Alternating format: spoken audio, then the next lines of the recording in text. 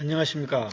지난 시간에 이어서 교육방법 및 교육공학 2차시 수업을 진행을 하도록 하겠습니다. 코로나19로 인하여 이렇게 비대면으로 여러분들을 만나다 보니 저나 여러분들이나 너무 힘들게 수업을 하게 되는 것 같습니다. 아무튼 이 어려운 시기가 빨리 마무리되면서 직접 현장에서 서로 소통하면서 더 이해가 잘 될 수 있는 시간이 빨리 오기를 바라면서 오늘 2차시 수업을 진행을 하도록 하겠습니다. 먼저 진행에 앞서서 제가 여러분들께 지난 1차시에 말씀을 드렸었는데요. 이거 하영 드림이 화면입니다. 여러분들과 여기에 관련되어 있는 자료들을 여기에 탑재를 해놓고 있습니다. 여기에 보시면 2차시 학습과제 2차시까지입니다 해서 나와 있는데요. 이 내용입니다. 이 내용은 지난 시간을 통해서 한번 1차시 내용은 보신 분들이 있을 텐데요. 1차시에서는 교육방법 및 교육공학 과목을 수강하면서 소감과 목표는, 그리고 수업 진행 방법에 대한 견해라든지 이러한 내용들을 정리를 해보면서 한번 저희 여러분들 어떤 목표 이런 것들을 정리를 해보면 상당히 앞으로의 어떤 기대라든지 이런 것이 있을 것 같아서, 그러면 공부하는데 도움이 될 것 같아서 하도록 한 것이고요. 2차시는 교육 방법과 교육 공학에 대한 개념 우리가 살펴볼 것입니다. 그러면서 교육 방법과 교육 공학의 범위를 보는 관점에 따라 정리해 보는 이러한 학습 과제를 제가 제시해 드렸는데, 이러한 내용 이제 거의 종강 때까지 이렇게 매 차시마다 중요한 내용은 여러분들이 정리를 하게 될 것입니다. 직접 정리를 하다 보면 그러면서 기억에 남는 게 있기 때문에 여러분들께 이런 부탁을 드리는 것입니다. 이것이 여러분들을 어떤 불편하거나 괴롭히는 그런 과정이 아니라는 것을 제가 말씀을 드리고요. 이렇게 진행을 하면서 중요한 부분은 정리를 하다 보면 여러분들 머릿속에 딱 잡히게 될 것이라고 제가 기대를 하고 있기 때문에 여러분들께 이런 부탁을 드리는 것입니다. 다음 3차시, 4차시 계속적으로 올라갈 것이고요. 이거는 종강 때쯤에 제가 한번 확인을 할 것이기 때문에 여러분들 매 차시마다 정리를 해주시면은 그만큼 부담이 적은 것이고요. 나중에 한꺼번에 몰아쳐서 하시려면 떠오르는 것도 적을 수도 있고 또 힘들어질 수가 있기 때문에 가급적이면 매 차시마다 여러분들 원하는 개인적인 노트라든지 여러분들 아무런 곳에나 좋습니다. A4 용지에다 작성을 해서 이렇게 합차를 할 수도 있고요. 여러분들 아무튼 정리를 해주시면 되겠습니다. 이렇게 하영 드림이에 또 있고, 또 오늘 2차시 교육 방법과 교육 공학에 대한 자료를 파워포인트 자료를 탑재를 했습니다. 이 내용들은 우리가 가지고 있는 이 교재 있죠. 교재의 내용들을 여러분들이 보다 잘 이해하고 정리를 할 수 있도록 제가 자료화한 것이기 때문에 이걸 같이 곁들여서 보시면 도움이 될 것 같습니다. 그리고 현재는 대학 여기 이러닝 센터의 우리 교육공학 학습방입니다. 여기에서 여러분들 저의 동영상 강의를 시청을 하고 있을 텐데요. 제가 말씀드릴 거는 동영상 강의를 끝까지 시청을 해 주셔야 됩니다. 그렇지 않으면 출석이 안 된 것으로 체크가 되기 때문에 여러분들 동영상 강의를 끝까지 들어주시고 더불어서 교환 올린 내용도 봐주시고요. 그러면 학습 과제까지 하시면은 우리가 직접 만나지는 못하지만 그래도 우리가 여러분들 수강한 만큼 그래도 많이 목표한 만큼 얻어갈 수 있기 때문에 그렇게 해주시고, 또 강의 또 동영상 강의는 끝까지 시청을 해주셔야 여러분들 나중에 불출석으로 인해서 여러분들 혹시나 불이익을 받는 그런 사례가 발생하지 않기 때문에 여러분들 끝까지 시청을 잘 해주시기를 부탁을 드리겠습니다. 그러면은 오늘의 수업을 진행하도록 하겠습니다. 제가 하영 드림이에 올린 파워포인트 자료입니다. 오늘은 교재에 나와 있는 교육 방법과 교육 공학에 대한 이해의 내용인데요. 교재는 17페이지에서부터 48페이지까지 나와 있는 내용이 되겠습니다. 유비쿼터스 시대의 이제 스마트 시대의 교육 방법 및 교육 공학이 되겠습니다. 우리가 지난 시간에 한 내용을 먼저 말씀을 같이 살펴보겠습니다. 우리가 교과목과 강의 목표를 살펴봤습니다. 우리 교수 계획서에 탑재된 내용을 토대로 효과적인 수업 설계 함양을 목표로 한다. 그러면서 여러 가지 알아야 될 우리 교육 심리학적인 내용이라든지 교육공학에 대한 기본적인 체제적 설계, 이렇게 큰 흐름, 그리고 다양한 교육 방법에 대해서 우리가 살펴볼 그런 내용을 한번 내비게이션을 하면서 살펴보았습니다. 그리고 수업 진행이라든지 방법, 방향, 그리고 평가에 대한 내용을 우리 살펴보았고요. 그리고 여러분들이 매 차시마다 정리하는 포트폴리오, 이게 정리된 내용인데 한번 제가 확인을 하고 그 과제에 따른 내용이 잘 정리가 되면 나중에 좋은 평가를 받으실 수 있을 겁니다. 그리고 출결 처리는 일단 비대면 강의 시간에서는 일단 동영상 강의를 끝까지 시청을 해주시면 전부 인정이 되고요. 이후에 오프라인에서 만날 때는 평상시대로 강의 시간에 나오시면 출석이 인정이 되겠습니다. 그러면 오늘 할 내용을 이제 살펴보면은요. 교육이란 무엇인가? 뭐 이런 내용, 뭐 상당히 쑥스러운 질문이 될 수 있겠지만 여러분들과 함께 교육에 대한 개념 정립, 그리고 교육 방법과 교육 공학에 대한 개념, 그리고 학문 영역, 최근 동향에 대한 전체적인 흐름을 같이 살펴보는 시간으로 진행이 되겠습니다. 먼저 교육이란 무엇이냐, 이런 내용인데요. 여러분들께 누가 물어봤습니다. 교육이란 무엇입니까? 이렇게 질문을 받을 수가 있잖아요. 그럼 여러분들은 무엇이라고 얘기를 해주시나요? 사실 우리나라의 국민치고 교육에 대해서 한마디를 못할 그런 분은 없는 것 같아요. 다 교육에 대해서 저마다 어떤 가치가 있고 우리가 대학까지, 우리 석사과정까지 올라와 있는데요. 그러면서 자연스럽게 교육에 대해서 누구나 한마디씩은 다 할 수 있는 그런 입장이라고 우리가 볼 수 있습니다. 그런 상황에서 교육이란 무엇입니까? 이런 질문을 받는다면 상당히 쑥스러울 수 있다는 것이죠. 하지만 우리가 이참에서 우리는 명확한 자기만의 이러한 개념이 있어야 되기 때문에 제가 한번 여쭤보는 겁니다. 교육이란 무엇인가? 만약 이런 질문을 받는다면 상당히 다양한 얘기들이 보통 나옵니다. 뭐 홍익인간이다. 뭐 사람을 사람답게 키우는 것이다. 혹은 뭐 인성교육이다. 아니면 가치 있는 것을 가르치는 것이다.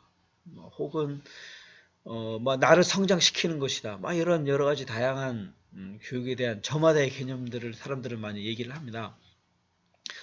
근데 우리는 교육공학 시간이기 때문에 좀 더 교육공학이라는 단어에 근접하게 한번 정의를 내려보자면은 이렇게 정의를 내릴 수 있을 것 같아요. 인간 행동의 계획적인 변화다.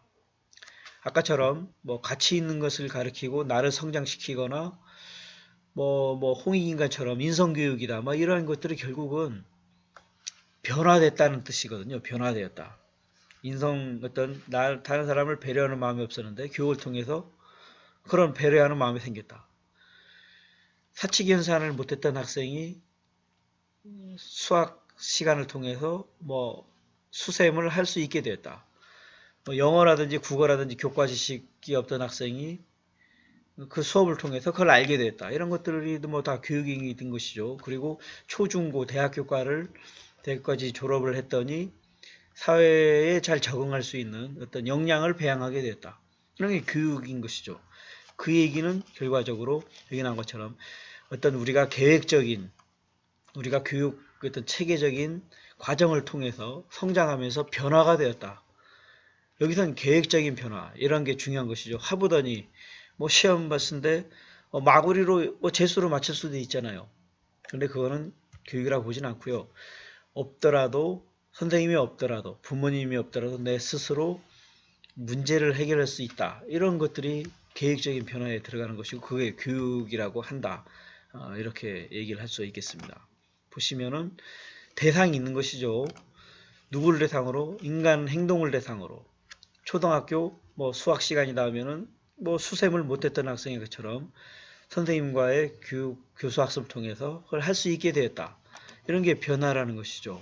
결국은 그 여러 가지 뭐 수학 시간에 배운 뭐 구분이 뭐 교육 내용이 될 수 있고 비교과 영역이라든지 학교에서 배우는 혹은 비교과 활동, 학교에서 뭐 다양한 교과가 아닌 내용 또는 사회에서 배우고 있는 이러한 모든 것들 내 관심을 가지고 무엇인가를 배우려고 하고 있는 그런 게 다 교육 내용이 되는 것이죠.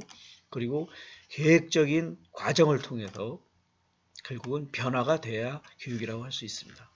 그래서 이렇게 X에서 O로 가는 변화 이런 게 있을 수 있잖아요. 없었다가 있는 거. 내용을 몰랐었는데 교육을 통해서 알게 됐다. 이런 건 교육이 될 수 있는 것이죠. 그리고 또 이런 게 있을 수 있겠죠. 요따만한 동그라미에서 이따만한 동그라미로 예전에 알았던 거에서 교육을 통해서 더 깊게 더 넓게 알아가게 된다는 것은 초등학교 때 국어가 있지만 대학교 때 국어가 또 있는 것이죠. 그게 차원이 다른 것이라는 거예요. 이렇게 더 많이 더 성장해 나가는 게 교육이 될 수 있는 거고요. 또 반대로 나쁜 습관을 버릴 수 있는 교육을 통해서 이런 것도 교육이 될 수 있는 것이죠. 이렇게 인간 행동의 계획적인 변화, 이게 교육이고요. 이것을 우리가 지향하는 교육 목표라고 할 수 있겠습니다. 그래서 우리 대한민국의 교육 목표가 있잖아요. 우리나라 헌법에 따르면 홍익인간을 토대로 우리나라의 교육의 목표는 홍익인간이죠. 교육을 통해서 많은 사람들을 이롭게 하고 나도 사회의 구성으로 잘 살아가고자 하는 큰 교육 목표가 있고 그렇기 때문에 초등학교, 중학교, 고등학교 교육 과정이 있는 거예요. 그게 교육 내용인 것이죠. 그리고 어떠한 방법으로 요즘엔 학습자 중심적인 수업 방법이라는데 어떠한 방법으로 교육을 할 것이냐 이게 교육 방법이 되는 것이죠. 그래서 교육에 대한 질문은처럼 왜 가르치고 배우느냐 이게 교육 목표와 관련된 것입니다. 이런 질문을 받을 수 있죠. 삼촌 왜 공부하는 거예요? 여러분들께 누가 그런 질문을 할 수 있습니다. 왜 이거 가르치는 거죠? 아니 우리가 왜 배워야 되는 겁니까? 학생들이 이렇게 질문을 할 수 있다는 거죠. 그랬을 때 뭐라고 대답하시죠? 그러면은 야 이걸 배워놔둬야지 이것도 안 배우면 나중에 뭘 어떻게 할 수가 없어. 아니면 교육을 그래도 받아둬야 나중에 올 기회를 잡을 수 있다. 여러 가지 우리 부모님들이 저에게 얘기한 것처럼 그래도 교육을 해놔야 무엇인가를 해나갈 수 있다. 이러한 모호한 그런 우리가 얘기를 많이 들으면서 교육 목표를 들었는데 여러분들 아까처럼 그래도 이걸 배워놔둬야 그래도 좀 미래에 대한 준비가 된다고 얘기하면 그 자녀들이 혹은 학생들이 그러면 교육을 받아야 되겠구나. 적극 공감을 해서 공부를 열심히 하나요? 그렇지 않죠. 그래서 이 차이가 있는 겁니다. 차이가. 그래서 아이들이 입장에서 왜 이것을 가르치고 배우는지 도움이 되는지를 알려주면 아이들이 그게 머릿속에 잡히면 공부를 더 하게 된다는 것이죠. 요즘 아이들이 가장 큰 꿈이 뭐죠? 뭐 유튜버 막 이런 꿈이 있잖아요. 그 유튜버가 되기 위해서 영어 혹은 국어 뭐 사회 아니면 예술 뭐 미술 이런 과목들이 과연 필요가 없는 것인가? 보면은 많은 도움이 되는 것이고 그러면서 혹은 경찰이 됐었을 때 뭐 남학생들 나는 경찰이 돼서 얍얍 하고 싶어. 그리고 사회에 봉사하고 민중의 지팡이를 열심히 잘 살아나갈 거야. 이런 꿈을 가질 수 있잖아요. 그러면 경찰이라도 국어가 필요하고 수학도 도움이 되는 게 있고 논리적이기 때문에 미술을 통해서 몽타주를 그려서 뭐 이러한 잡아야 될 사람들을 더 잘 잡을 수 있고 여러 가지 과목들이 사실은 다 도움이 되는 건데 우리가 이 배우는 과목과 자신이 하고자 하는 일하고 관련성을 우리가 지어주지 못하기 때문에 아이들은 왜 배워야 되는지를 더 모르니까 공부가 더 짜증나고 싫어지는 거거든요. 그래서 아까처럼 우리는 왜 이것을 해야 될지를 허심탄회하게 얘기를 할 필요가 있고 그런 게 공감이 되면 아무리 평상시에 공부 안 했던 학생들도 자기가 하고자 하는데 이게 유익하고 도움이 되는 거기 때문에 하게 된다는 것이죠. 이처럼 우리가 목표를 세웠다면 그러면 무엇을 가르치고 배울 것인가? 학원을 가서 배울 수도 있는 것이고요. 사회에서 배울 수도 있는 겁니다. 제가 뭐 셰프가 되겠다. 공부를 안 하고 뭐 당 식당에 가서 아니면 장인을 통해서 배우겠다. 그것도 다 가능하다는 겁니다. 이제는 꼭 학교에서만 배워야 되는 그런 시대는 아닌 거예요. 세 번째, 어떻게 가르치고 배울 것인가. 얘처럼 뭐 책에 나와 있는 내용을 그냥 전달하는 공급자적인 주입식 교육이 아니기 때문에 우리가 알고 있는 다양한 학습자 중심 방법이 너무 많은 거예요. 제가 지난 시간에 한번 거론을 해드렸었죠. 뭐 하브루타 수업 방식부터 뭐가 또 있나요? 뭐 문제 중심 학습, 액션 러닝이라든지 뭐 플립트 러닝이라든지 뭐 이런 것부터 주입식 교육 방법까지 많은 교육 방법들이 다 저마다 효과가 있는 방법들이에요. 그걸 어떤 상황에서 잘 써야 되느냐. 그건 교수자의 선택의 몫인 겁니다. 그렇기 때문에 우리가 교육 방법 및 교육 공학을 우리가 여러분들이 지금 배우고 있다. 이렇게 볼 수 있겠고요. 이처럼 이러한 과정을 다 거쳤으면은 과연 우리는 이게 잘 제대로 됐나? 이걸 한번 돌아올 필요가 있는 것이죠. 그게 평가인 것이죠. 교육 평가를 통해서 우리 아이들이 배운 걸 얼마만큼 잘 이해하고 있는지. 생각보다 이해한 학생이 적었다면 교육 내용과 선생님이 내가 가진 교육 방법은 과연 아이들에게 유익한 것인지 이런 전체적인 걸 살펴볼 수 있는 게 교육 평가라는 것이거든요. 우리는 교육 방법 및 교육 공학 시간이기 때문에 교육 방법과 교육 공학에 한정지어서 일단 말씀드리면은 먼저 교육 방법. 이 방법이라는 단어에서 주는 것처럼 어떤 목적을 이루기 위한 수단이나 방식 이런 거를 교육 방법이라고 할 수 있겠죠. 교육 방법은 학습자에게 수업을 통해서 우리 아까 앞서서 살펴봤던 교육 목표를 이루도록 하는 그런 때 취하는 어떤 수단 방법을 교육 방법이라고 할 수 있겠습니다. 이 교육 방법은 교육의 목적을 실현하는 데 요구되는 모든 수단적 방법을 총칭하는 것으로 학습 목표에 맞는 내용을 효과적으로 전달하고 학습 활동을 지원하기에 사용하는 방법이다. 이렇게 볼 수 있겠습니다. 그래서 방법에는 아주 다양한 게 많이 있는 것이죠. 그러면 방법 중에 이 상황에 어떤 방법을 내가 선택할 것이냐가 상당히 관건이 될 수 있겠는데요. 그럼 좋은 교육 방법이란 무엇인가? 효과적인, 효율적인, 매력적인, 안전한 이런 것이라 할 수 있겠죠. 효과적이다. 배 아팠다고 가정했을 때 제가 약을 먹었어요. 배가 나았어요. 그럼 효과적인 거죠. 그렇다는 거예요. 아픈데 약을 먹었는데 안 나았어요. 그럼 효과가 없는 거잖아요. 그런 거예요. 우리 쓰는 교육 방법을 통해서 아이들에게 적용을 했는데 아이들이 이해가 잘 되고 당초 수업 목표대로 잘 이렇게 배양이 되었다면 그건 좋은 교육 방법을 할 수 있는데 많은 학생들이 이해가 안 되고 별로 도움이 안 됐다면 그 방법은 효과적이지 않은 것이죠. 선생님 혼자만 하는 수업이라고 볼 수 있는 것이죠. 그리고 효율적이라는 것은 좀 더 많은 학생들에게 도움이 되는 그런 방법이 효율적인 방법이고요. 매력적인 아이들에게 어떤 끌림이 있고 참여를 높이고 무언가 아이들이 즐거워하는 교육 방법이 있다. 매력적인 교육 방법이 될 수 있고요. 그리고 보다 안전한 교육 방법. 이러한 교육 방법은 결국 교육 목표를 달성하는 데 직접적인 영향을 주는 겁니다. 그렇기 때문에 교육 방법이 필요한 것이죠. 그럼 교육 방법 유형을 한번 우리가 주입식 교육 방법부터 학습자 중심 교육 방법, 인지적인 교육 방법 여러 가지가 있는데 이거를 한번 유형별로 한번 모아보겠습니다.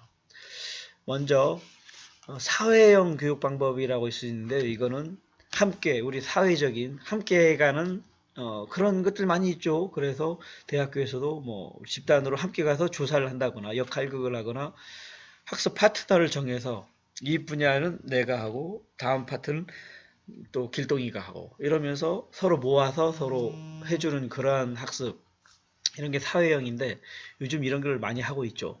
사회형을 한다는 거는 직장 생활을 하게 되면 혼자서 직장 생활을 하는 게 아니죠. 부서도 있고 함께 협업을 해야 되기 때문에 협업을 하면서 과제를 주라는 거는 사회가 그렇게 변화하기 때문에 교육 방법도 그렇게 하도록 하는 부분들이 있는 것이죠.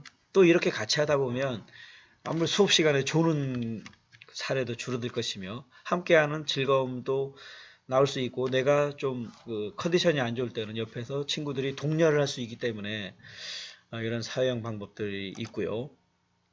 두 번째는 또 정보 처리형이라는 또 방법들이 있어요. 요거는 어떤 아이들은 인과관계가 분명히 했었을 때 이해를 잘 하는 아이들이 있거든요. 그래서 유사한 사례를 제시해서 공통점을 찾아보거나 혹은 어, 정리가 안 되어 있는 여러 가지 그 명사들을 나열해 보면은 또 이거를 어떻게 그룹핑을 시킬 수 있을 것인가, 혹은 단어를 얘기하면서 어떤 자기만의 암기하는 그러한 방법을 찾는다든지 문제의 원인을 찾는다든지 해결 방안을 찾거나 이런 형태의 좀 더 그렇게 제시됐을 때 공부가 더 잘 되는 학생들이 있는 거예요. 그리고 어떤 수업은 수학이나 과학 논리적인 학습은 또 이런 형태를 또 많이 가야 되는 상황이 어떤 학문적인 특수성이 있는 것이죠. 그런 경우에는 또 이러한 정보 처리형, 인지적인 형태의 교육 방법을 많이 쓰면 도움이 되는 것이죠. 또 개인형이라는 방법이 있는 이거는 어떤 그 자기의 어떤 목표를 잡고 본인이 자아존중감을 통해서 자기주도적으로 해결해야 될 그런 상황도 많이 있어요. 수업 중에서도. 그런 경우에서는 선생님이 아이들에게 동기를 부여해서 아이들이 적극적으로 움직일 수 있는 그런 방법을 쓸 수 있다는 것이죠. 그리고 어떤 경우에서는 행동체제형도 있어요. 이거는 이제 기본적인 아이들이 어떤 사칭연산을 하는데 실수를 많이 하는 경우도 있잖아요. 너무 덜렁대서 못하거나 몰라서 못하거나 그런 경우에 있어서는 반복적인 훈련을 통해서 할 수 있는 그러한 경우에 있으면서 어떤 기본적인 생활 습관을 형성한다든지 어떤 기본적인 수셈을 하는 경우에 저차원적인 그런 경우에서는 행동체제형으로 이제 교육 방법을 하면 효과를 볼 수 있습니다. 그 외에 커뮤니케이션을 통한 교육 방법이라든지 이렇게 다양한 교육 방법이 있는데요. 이거는 우리가 15주차 내에 쭉 달리면서 앞으로 이러한 방법들은 우리가 하나씩 다 섭렵을 해 나갈 것입니다. 그럼 교육공학에 대해서 살펴보겠습니다. 교육공학이라고 하면 공학이라는 단어에서 본 것처럼 뭔가 기계적인 전자적인 이런 내용이 많이 생각을 하게 되고 저 또한 그렇게 생각을 했었습니다. 그리고 그러한 내용들이 일정 부분 또 있는 것도 사실입니다. 그거는 교육공학의 태동에서 온 겁니다. 교육공학은 맨 처음 시각교육에 의해서 생긴 겁니다. 말로써 얘기를 하다 보니까 서로 이해가 잘 안 되는 거예요. 그래서 그림이나 사진이나 이런 걸 보여줬더니 더 많은 사람들이 이해할 수 있다는 것이죠. 이거는 예전에 산업혁명이라든지 거슬러 올라가서 많은 사람들에게 효과적인 교육을 하려고 하다 보니까 아주 큰 슬라이드에 큰 사진을 보여주고 어떤 자세, 행동을 하도록 했었을 경우에 1000명이 넘는 사람들도 그걸 보면서 교수학습이 된다는 것이죠. 그러고 보다 보니 사진만 보여주는 것보다 이제 어떠한 청각을 같이 겸하다 보니까 더 효과가 좋은 거예요. 그러다 보니까 이게 변화되면서 시청각 교육이 되고 그러면서 이제는 쌍방향적인 다양한 이제는 뭐 동영상 그 이상의 교육들이 나오고 있는데 이러한 변화의 흐름 속에서 교육공학이 나오게 된 흐름이 이렇다는 겁니다. 그래서 처음 태동할 당시에는 어떤 학문적으로 정착이 된 건 아니고요. 그런데 이런 기술적인 부분들이 상당히 교육에 도움이 되는, 우리가 지금 비대면 강의도 알고 보면 교육공학 어떤 같은 맥락이라고 볼 수 있겠죠. 이러한 흐름 속에서 학문으로 정착을 하게 된 것입니다. 그래서 교육공학에서 공학은 엔지니어링을 쓰지 않고 테크놀로지라는 단어를 쓰는데요. 이거는 기술과 학문이 합쳐진 개념입니다. 그래서 기술, 과학적 지식을 통해서 인간 생활의 향상을 위해 창의적이며 실질적으로 사용하는, 그러면서 과학적이고 잘 조직된 지식을 현실적인 문제 해결에 체계적으로 사용하는 이러한 범위까지 확대된 것을 교육공학에 사용하고 있습니다. 그래서 컴퓨터적인 교수학습적인 그러한 내용뿐만이 아니고 내가 교육 방법, 아이들의 교육을 위해서 어떤 교수학습 과정을 짰다든지 혹은 어떤 의사소통을 높이기 위해서 어떤 심리적인 어떤 학습 프로그램을 쓴다든지 어떤 그 정서적인 함양을 위해서 함께하는 어떠한 교육 과정 내지는 뭐 어떤 뭐 야영도 가고 그러잖아요. 그러면서 여러 가지 재미있는 프로그램이라든지 이런 것을 만들었으면은 이게 다 교육공학에 들어간다는 겁니다. 이 교육공학은 이제 1994년 미국 교육공학회에서부터 이렇게 거론이 됐는데 이게 학문적으로 정착이 된 가장 큰 거는 이러한 그 큰 프로세스가 나오면서 학문으로 정착이 된 겁니다.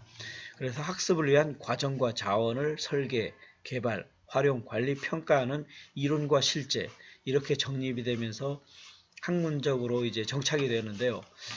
우리가 학습을 하기 위한 과정과 자원을 설계 이렇게 나와 있는데 우리가 학습을 하려면은 여기가 과정과 자원 뭐 그냥 어려운 말로 나와 있는데 뭐가 있는 것이죠?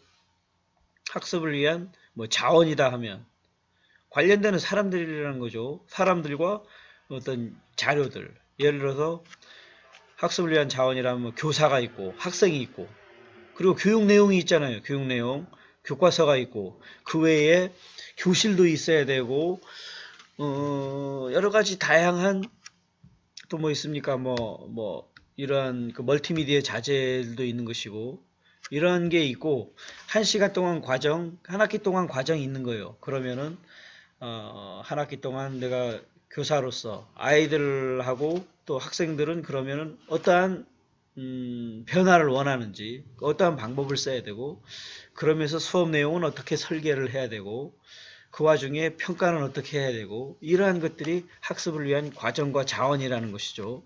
그런 거를 설계부터 집 설계하듯이 설계를 하고 실제적인 교환을 짜고 그러면서 실제 수업을 해보고 관리하고 평가를 하다 보면 이제 그 흐름 맥락 속에서 내가 원한 대로 가고 있는지를 살펴보면 그 자체가 교육공학이 된다는 것입니다.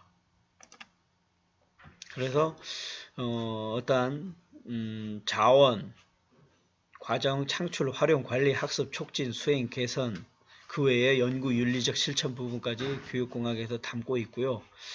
이러다 보니까 이제 어떠한 이게 체제가 되는 거예요. 체제.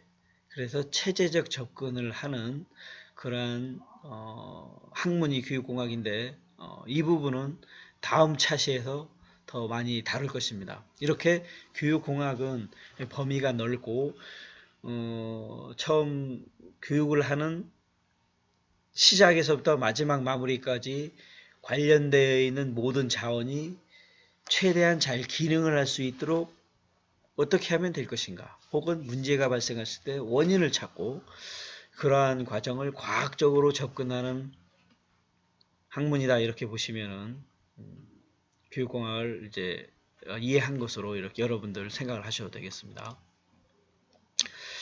교육공학의 영역 아까 말씀드린 것처럼 교육 자원과 과정을 설계, 개발, 활용, 관리, 평가하는 것이라고 말씀을 드렸는데요.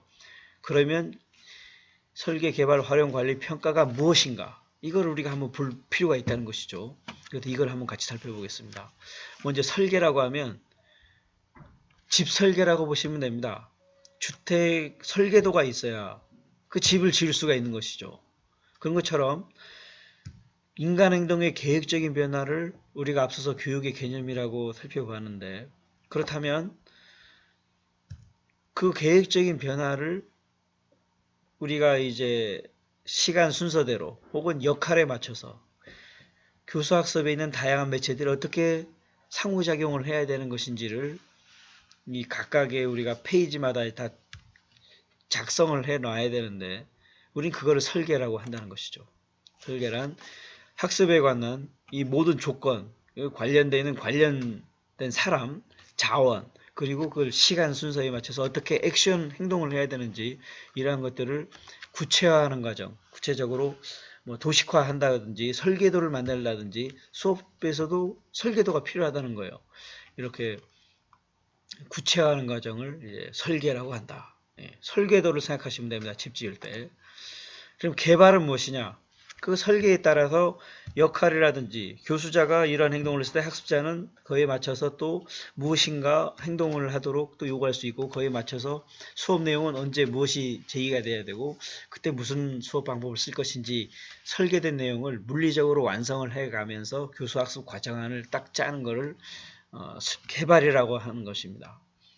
설계에서 프로그램 설계를 막 하잖아요. 그러면서 앱 개발해서 실제적인 프로그램이 구현이 된다. 그런 걸 우린 개발이라고 한다는 것이죠. 우리 교육에 맞춰서 보면 어떤 교수 설계에 따른 안이 나오거나 이제 교육 과정안이 나왔다면 그거는 개발이 된 것이다. 이렇게 볼 수 있겠죠. 어떤 그 MBTI 관련 심리학이라고 하면은 그 어떤 그 척도 개발하죠. 우리가 인터넷 중독 척도 혹은 대인관계에 관한 척도, 자기 주도성이 얼마나 돼 있나 이런 거를 측정하기 위한 척도가 나오면 그건 개발이 된 거라고 봐야죠. 그럼 개발된 거 그냥 놔둘 게 아니잖아요. 쓰려고 개발한 것이죠. 그러면은 아까처럼 교수학습 과정안이 나왔다면 수업 시간에 실제적으로 쓰는 거예요. 학생들과 함께 그 과정과 자원을 설계도에 맞춰서 개발된 내용을 실제 수업을 이끌어가면서 적극적으로 우리가 가지고 있는 목표를 위해서 이걸 활용을 하는 것이고, 이 활용이 제대로 되면은 저 옆에 사람들한테도 도움을 줄 수 있기 때문에 확산을 할 수 있는 것이고, 이게 더 많이 붐이 일어나기 위해서는 뭐 법이라든지 조례라든지 제도로 이렇게 장착이 되고, 뭐 교육청이나 이런 데서 적극적으로 활용을 하다 보면 교육이 변화가 일어나게 되는 겁니다. 그 다음에 관리가 되겠는데요. 관리라고 하면은 그야말로 관리가 무엇입니까? 관리 잘 되고 있어? 그런 얘기 하죠. 관리는 이게 계획한 대로 이게 잘 작동이 되고 있는지를 점검을 하는 그런 것인데, 수업 시간에 교수자는 늘 그런 생각을 해야 되죠. 내가 원한 계획한 대로 잘 진행이 되고 있는지, 만약에 지금 엉뚱한 상황으로 가고 있다 하게 되면 그에 맞춰서 그 대안을 마련해 놓은 거에 따라서 또 대안적으로 또 가야 되는 것이죠. 우리나라가 지금 코로나 이렇게 사태가 발생하면 그에 맞춰서 상황에 따라서 또 새로운 대안을 찾아가면서 가는 이런 것들이 또 관리의 영역이라고 볼 수 있겠습니다. 그 다음에 평가인데요. 평가는 맨 마지막 단계로서 과연 원하는 대로 어떤 수업 목표 달성이 잘 되어 있는지 이런 걸 통해서 뭐 중간고사, 기말고사라는 지필평가라든지 수행평가라든지 다양한 과정을 통해서 학습자의 어떤 절대 평가 형태로 이제 개선이 되었는지 성장이 되었는지를 확인을 해보고, 이게 만약 문제가 있다면 그 문제점을 찾아내서 다음 또 설계할 때 이걸 반영해 놓으면은 이게 또 그 조금씩 그 일신 우일신이 되면 나아지면서 결국 교육이 발전하게 되는 것입니다. 그래서 교육 방법과 교육 공학의 관계를 보면 불가분이 관계이겠죠, 당연히. 근데 저는 교육 방법과 교육 공학에 대해서 교육 방법을 협의라고 봅니다. 협의. 작은 개념.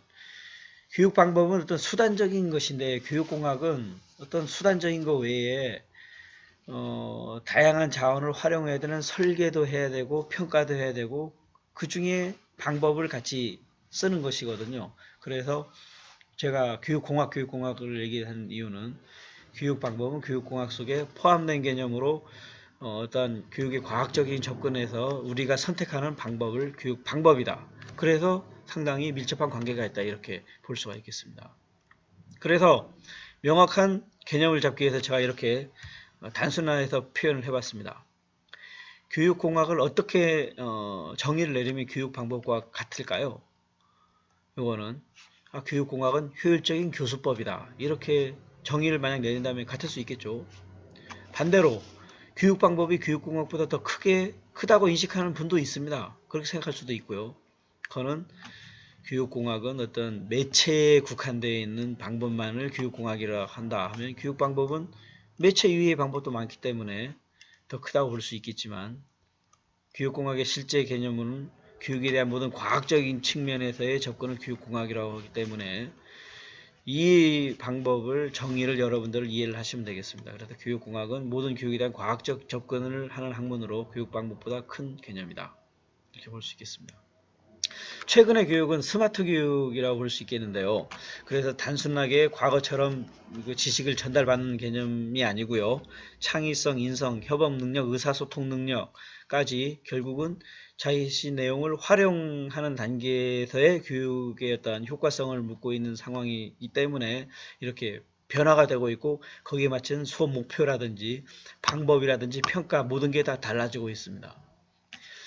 스마트 시대의 교육공학, 스마트 약자가 어떤 자기주도적인 학습지향, 체험 기반의 창의적 학습지향, 유연하고 개별화된 학습지향, 교육 콘텐츠의 활용을 통해서 자기가 직접적으로 보면서 그걸 활용할 수 있는 능력, 그리고 기술 기반의 학습지향, 이러한 부분들이 스마트 교육인 것이고요. 우린 이러한 형태로 이제 수업이 진행이 될 것입니다.